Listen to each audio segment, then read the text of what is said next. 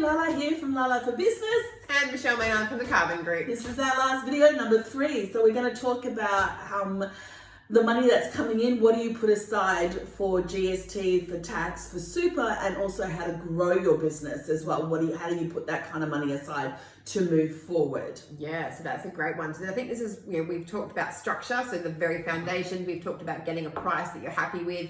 And now we need to play the long game. Yeah. We need to figure out how to make business work for you. So GST, let's start there. A lot of people don't understand, when should I be registered for GST? Absolutely. Do I have to? So you have to be registered for GST once your turnover, so that's the amount of sales that you make, is more than $75,000 in a 12-month window. Okay. Now that's not a calendar year. It's just in any 12 months rolling. And so when you think you're going to hit that, so say you get to $40,000 worth of sales in 6 months and you think you're going to do the same thing again, the ATO says you should be registering for GST then at that 6-month point, because you know you're going to make more than 75 in the 12-month window. So what does GST mean? GST means that you have to give 1/11 of everything that you sell to the ATO. Or 10%, is it? Well, it's 10%. So say something's $1,100, you mark your prices up 10%, so you give 1/11. Yeah. Semantics. But you get to claim back 1/11 of your expenditure. That includes GST. Quarterly basis, if you are over $75,000 a year, so you have to do those quarterly, and you have to report that to the ATO.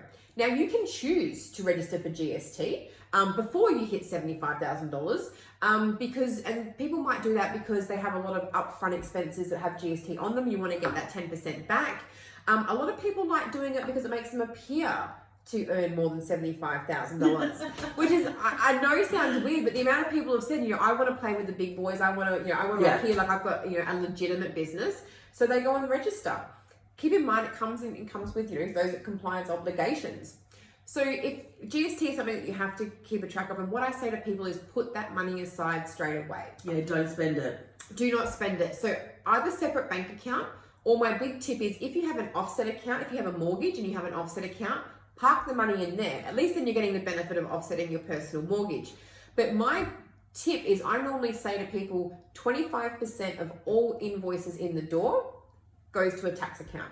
And that should be a nice buffer for your GST, but also your income tax at the end of the year, because there are $1,000 from the job. Yep. 25% out of that is $250. Take it out of the account and put it in another account off to the side that you do not touch. Weekly.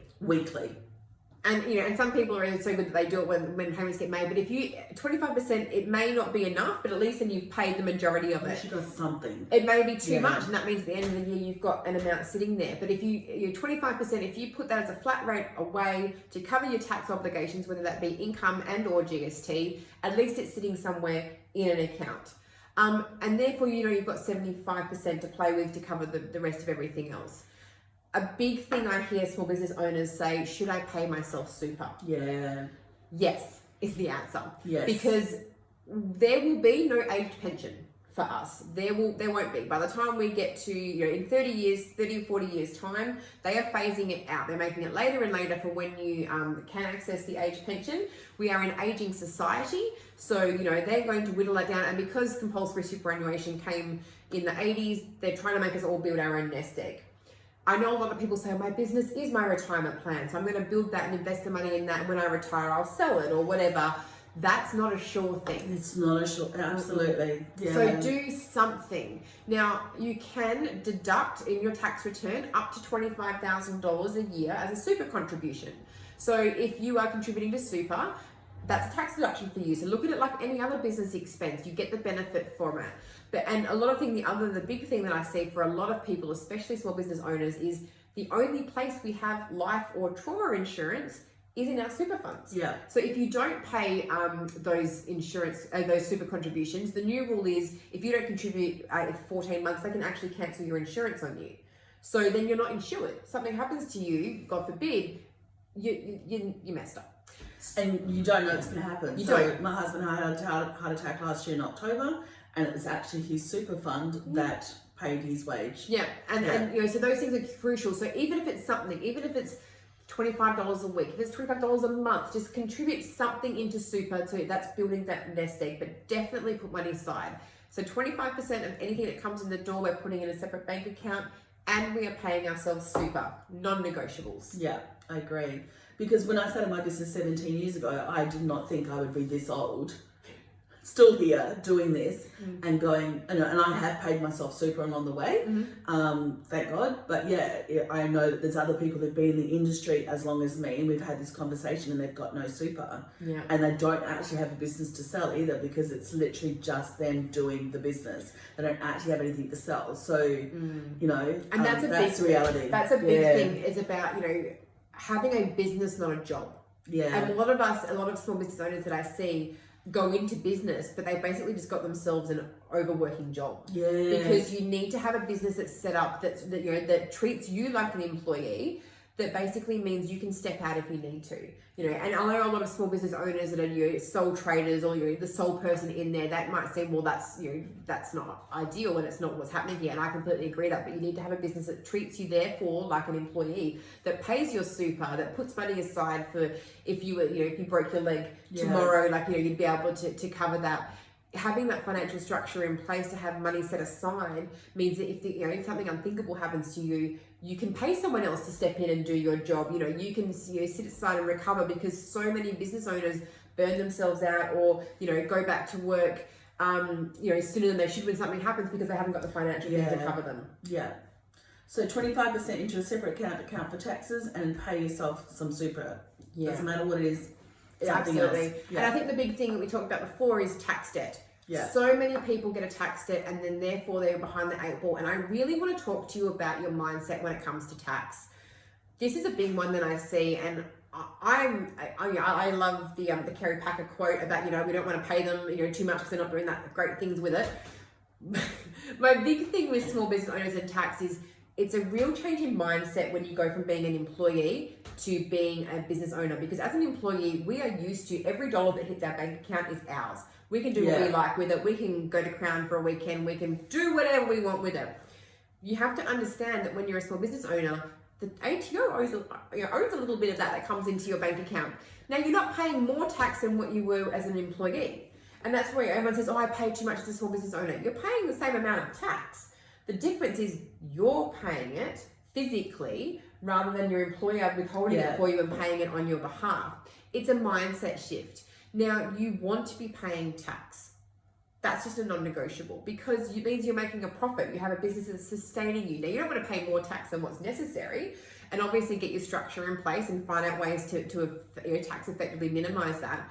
But you want to have a business that generates money, and therefore you know, some of that has to be paid in tax. But what you don't want is to be caught out by that. Yeah. And to have a profit on paper at the end of the year, and then have a tax bill. Now, that one makes you resent your business. It means you always think, I'm already behind the eight ball. What's the point? I can't catch up. The other thing too is, when you make a profit in your business at the end of the year, they put you on something called pay-as-you-go installments. Now, what that is where you pay your tax up front every 3 months as a prepayment towards the next year. Yeah. They introduced that to stop people getting these big bills at the end of the year and having this bill shock. So again, you have to budget for that. Not only are you putting money aside for your tax, but you have to make sure you can afford these payments every 3 months. So it's about a mindset shift, I think, and it's about just being prepared and realizing that every dollar, don't budget your personal life off every dollar that comes into your business bank account, because it's not all yours. You have to run a business off that as well. Yeah. So when someone wants to, you would definitely suggest that they pull a little bit of money and put it aside as a wage as well. Yeah. Yeah. Absolutely. Like, don't just dip into your business bank account when you're at Coles or at IKEA or, you know, at the Crown or whatever, and you need some more cash. So now, seeing that they've watched our second video, Lala, and they are all over. They're all over what their business expenses are. Yeah. As part of that, figure out what it is that you want to take home each week. What's your personal expenditure, and transfer that amount each week to your personal bank account. And that, therefore, you know that your business expenses are going to be paid. You're going to have some aside for tax, and you're going to have a regular wage in your bank account that you can spend on personal. And then you set your personal budget, because we're all over budgets now. You're going to set your personal budget on that amount, so at least you know that your business has to make X amount of dollars, because that's what you need to sustain your lifestyle. So having those all things in place doesn't sound like a lot of fun, but it means that you're going to sleep easier. It's the reality though. It is. Like, I'm sorry, it is just the reality. And I think that if you know you're going to pull out $200 a week and you're like, okay, maybe that's not enough. If there's motivation there Absolutely. to goal set, to be able to go, you know what, I'm going to pull out $1,000 a week because that would be awesome. And then I can do this, this, and this with it personally because it's in your personal bank account separate to your business one. So it'll help you get the mindset and get the goal set right as well. And there's so many people. I'm an ex-ATO officer, so let me just caveat that. I didn't know that. I was on the other side. The amount of people who use the ATO as a bank just blows my mind because, you know, they put money aside for tax and they're like, oh, well, I'm a bit behind this week, I pull that off. You're using the ATO as a bank. And, you know, and it has so many ramifications sort of long term to have a debt there. You know, yes, they're the last person that's going to come. They're not going to seize your car until you get really bad. But, you know, they're not going to seize your car or your house. And so they're always the last person that sort of gets paid. But we can't use them as a bank. That's not, you know, that's not sustaining a business. If, you know, if you have nothing else, you have everything else paid, but you owe the ATO, you still have a debt. You need to treat them like any other sort of creditor. It needs to be paid.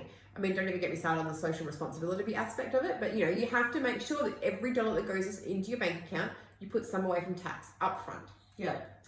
One other big thing that I think a lot of people don't realize, and I get this a lot when people are starting up. If you're running a business, you're starting up a business and you have an employment income or you have something else, you can't just necessarily offset any loss in that business against your other income. So what a lot of people think is for every dollar you spend, you get $1 back as a tax deduction. And you do get it as a tax deduction, but it doesn't mean you get $1 back in your pocket from the ATO. You have to meet one of 4 tests to offset a business loss against any other income. So employment income or investment income. And those 4 tests are, you have to sell at least $20,000 worth of product or services. So you have to have $20,000 worth of income. You have to have made a profit in the last 3 out of the 5 years, which is when you're starting up, doesn't happen. Yeah. You have to have $150,000 worth of plant or equipment in your business. Ooh. Or you have to have real estate in your business worth $500,000. Okay. Now, if you don't meet one of those 4 tests, if you have a business loss, we quarantine it. We put it in a bubble and we roll it forward year after year until your business makes a profit and you offset it. What I see a lot of people do when they're starting a business, they go out and spend, thinking they're going to offset that expenditure against their like employment income while they've still got a day job, and they're going to get all that money back. It's not how it works. So make sure you get some advice around that, because a lot of people go, I'm going to spend money because I'm going to get it back in tax. Oh geez, that's just like a great big hole to fall into. Yeah, it is. Yeah. It really is. And like, you know, I've seen a lot of people, you know, go and pay for things just before 30 June because they think it's going to get them more money back. It's not how it works. When you're solely a small business, you don't get any money back if you haven't paid any tax. The amount of new business owners that come to me and go, well, I've paid all this money, what do I get back? If you haven't paid tax, you're not getting a refund. Yeah. It just means it's saving you tax, so you don't have to pay that to the ATO. So definitely, tax is a big mindset blocker, I think, because we don't want to earn more because we don't want to pay more tax. You want to earn more. Tax is a percentage. So for every dollar you earn, you know, you pay somewhere between 30 cents and 48 cents, depending on your structure, to the ATO. If you sacrifice $1 because you don't want to pay more tax, you're cutting off your nose to spite your face. You're costing yourself 52 cents, you know, if you're even on the highest tax rate. So do not make tax a blocker to making more money. Okay. But plan for it. Plan for it. And then the other question we had was, how do you put money aside to grow? So I often get asked, you know, how do I put money aside so that I can employ more staff or get a staff member on board or to invest in a website or something like that? Like, how